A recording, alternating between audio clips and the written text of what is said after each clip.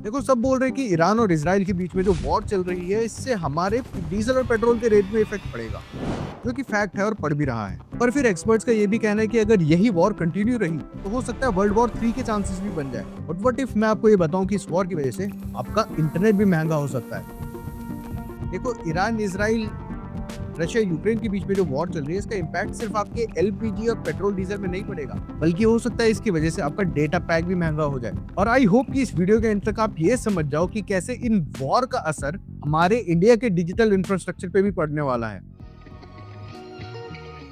देखो, सबसे पहले तो ये जान लेते हैं कि इंटरनेट चलता कैसे है, क्योंकि बहुत सारे लोगों को शायद यही नहीं पता कि इंटरनेट आता कहाँ से और डेटा ट्रांसफर कैसे होता है। बहुत सारे लोगों को ये लगता है कि इंटरनेट सैटेलाइट के थ्रू चलता है, लेकिन रियलिटी तो ये है कि मेजॉरिटी ऑफ इंटरनेशनल डेटा, या फिर आप बोल सकते हो कि around 95% of data all over the world बीचीवी under ocean fibre optics cables के थ्रू पास होता है। ये केबल्स वैसी ही फाइबर ऑप्टिक्स केबल होती है जैसे आपके और हमारे घरों में इंटरनेट के लिए लगी हुई फाइबर ऑप्टिक्स केबल होती है। बस इसमें डिफरेंस इतना होता है कि ये कई हजारों किलोमीटर लंबी होती है, साइज में उससे कम से कम 10 गुना ज्यादा मोटी होती है और 2 कॉन्टिनेंट्स को कनेक्ट करती है डेटा ट्रांसफर के लिए। और आपके और मेरे सारे के सारे OTT, cloud storage, backend API और आजकल के सारे एआई सर्वर्स भी इन्हीं केबल पे डिपेंडेंट होते हैं। अब आप ये सोच रहे होंगे कि इस वॉर ऑयल क्राइसिस का रिलेशन इंटरनेट से कैसे है, तो इसका सिंपल आंसर है जियोग्राफी।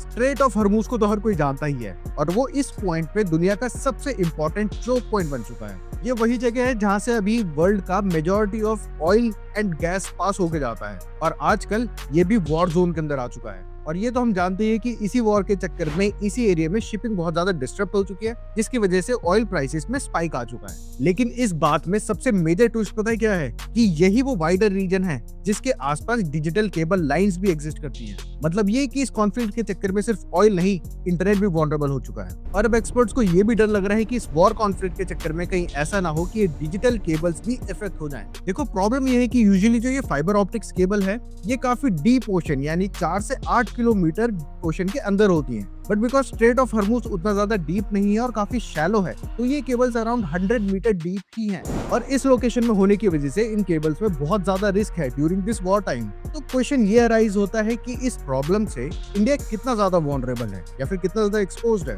देखो, वैसे इंडिया का इंटरनेट इतना भी ज्यादा आइसोलेटेड नहीं है और वो मल्टीपल इंटरनेशनल केबल से और मल्टीपल लैंडिंग पॉइंट से कनेक्टेड है। मतलब ये है कि इंडिया का इंटरनेट रेजिलिएंट तो है और 1 या 2 वायर के डैमेज हो जाने से शायद इंडिया का इंटरनेट बंद ना हो, बट यस, और केबल्स में डिपेंडेंसी बढ़ जाएगी। सितंबर 2025 में रेड सी में भी केबल आउटेज हुई थी, इसकी वजह से मिडिल ईस्ट के बहुत सारा रीजन में इंटरनेट डिप्रेशन देखा गया था और इंडिया भी इससे इनडायरेक्टली इफेक्टेड था।